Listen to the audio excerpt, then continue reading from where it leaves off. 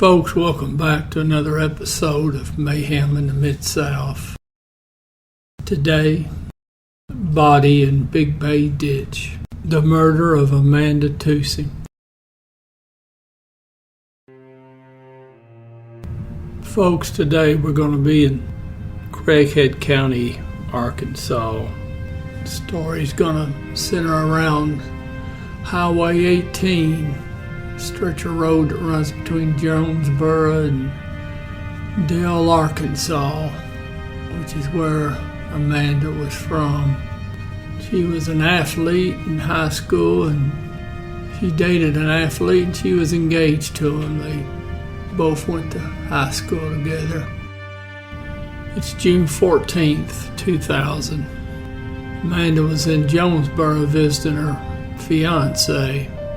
Now, she left his apartment there in Jonesboro about 11:30 that night, and she was going to head to her parents' house, which was about 40 miles away in Dale, Arkansas.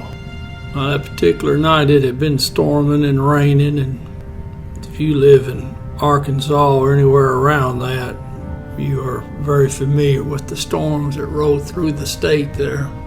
Now, she had told her fiance that she would call him as soon as she got home.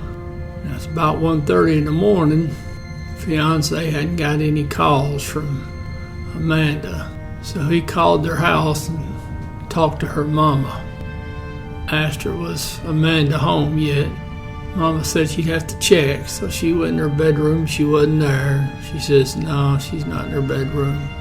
So Mama now, she called her husband at work. He left work. Now, they came up with a plan. They were going to check Highway 18.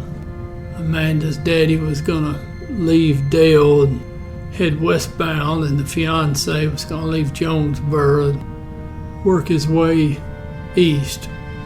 Figured they'd find her car somewhere on the highway there.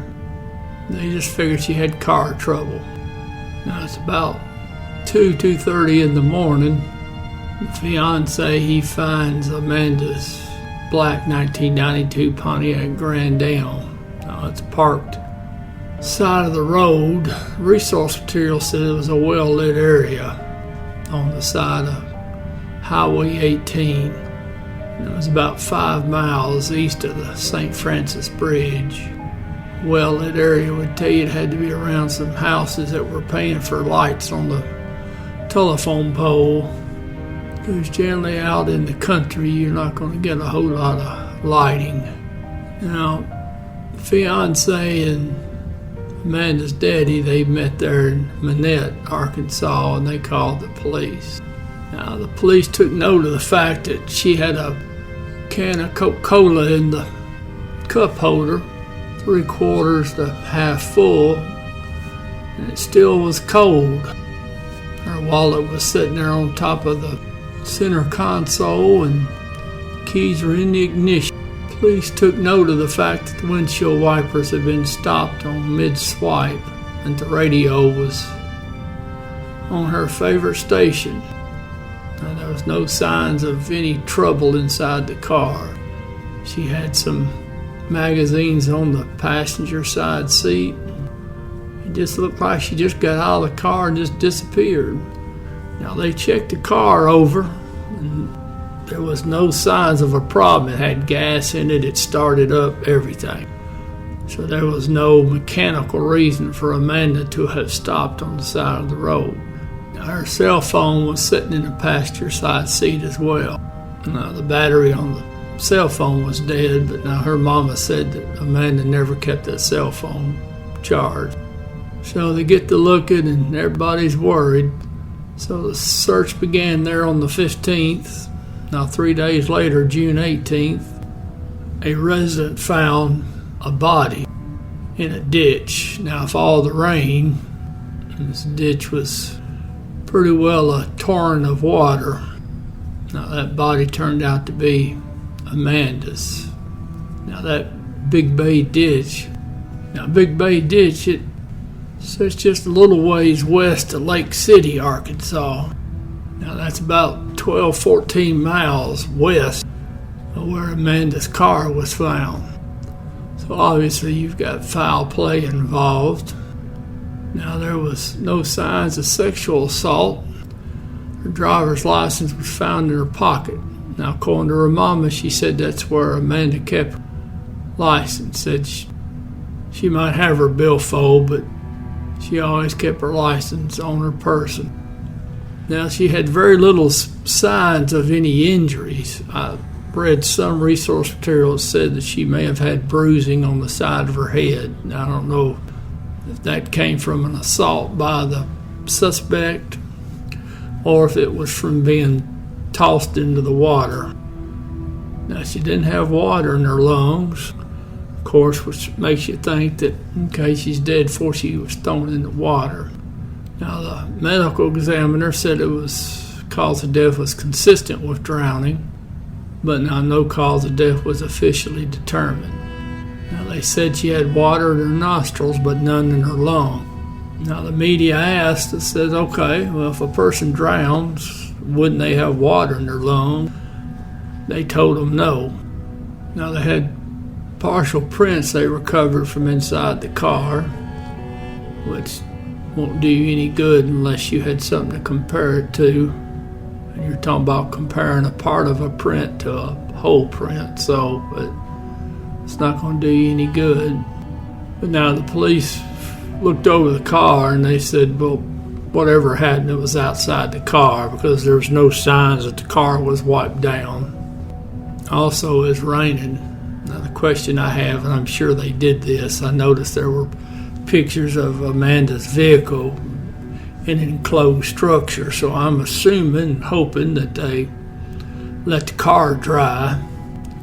Once the car dries, then they can dust the outside of it, see if they get anything, and I'm sure they did that. Because you figure the suspect didn't appear to have gotten into the car, but maybe he touched the outside of it. Now, the police believe that whoever killed Amanda was somebody that she didn't know. It was a stranger. Police believe it was all likelihood of someone impersonating a police officer. Now, the family thinks it was either a police officer or somebody impersonating an officer. They never did find out where she got that can of Coke from, though if it was cold, that means it wasn't in there just a real long time. I don't know how many stores you got between Jonesboro and the spot where her car was found, but now the question comes down to this: why would you stop? Now, if you're from the country like she was and like I am, you're only going to stop for just a few reasons. You're going to pull over and stop for family, for friends, and for the police, or at least somebody that appears to be the police. Now, I don't believe it'd be anybody like an ex-boyfriend or a stalker. That's a lot of stalking to be getting out during the middle of a storm and following her from Jonesboro. Wasn't family, and I sure don't believe it was the fiance. Resource material indicates the police questioned him multiple times, which they should. That's the first person you're going to look at is the current boyfriend or fiance, and then any ex-boyfriends. Now, I didn't see anything mentioned about anything missing. Most of it just had the concern with her personal items in the car were still there, and her ring was still on her finger, her engagement ring. You'd think now the angle from a serial killer that they would have kept a trophy. Of course, they may have took pictures or something of the body, something to remember the moment by. So if I had to bet a quarter, I'd say it was somebody impersonating a policeman. And if it wasn't that, then it was a policeman. The question is did this suspect, he stop anybody else that night? You would think somebody would come forward if they said they got stopped by somebody who claimed to be the police or got stopped by the police. You would hope that would be a line of investigation. Now, I've done a couple of cases on females whose bodies have never been recovered, or they were recovered under similar circumstances to this. Both of them were Tennessee cases. And one of those now was somebody impersonating a police officer. And that was Leanne Green. Now, Kathy Nishiyama, she was kidnapped and murdered by somebody impersonating the police. But now they cleared that case up rather quickly due to witnesses who had been stopped by this suspect. Very frustrating. Now the mama has since died. I think she died a few years ago, and I don't know if Daddy's still alive or not. I know Mama grieved herself to death. Watched that interview with the daddy, and that's pretty hard to watch too. Somebody drove by though. Somebody drove by during that stop, I'm sure. Maybe not a whole lot of folks. I don't know how much traveling's done on Highway 18. And somebody sure might have passed them when the suspect was throwing Amanda's body in Big Bay Ditch.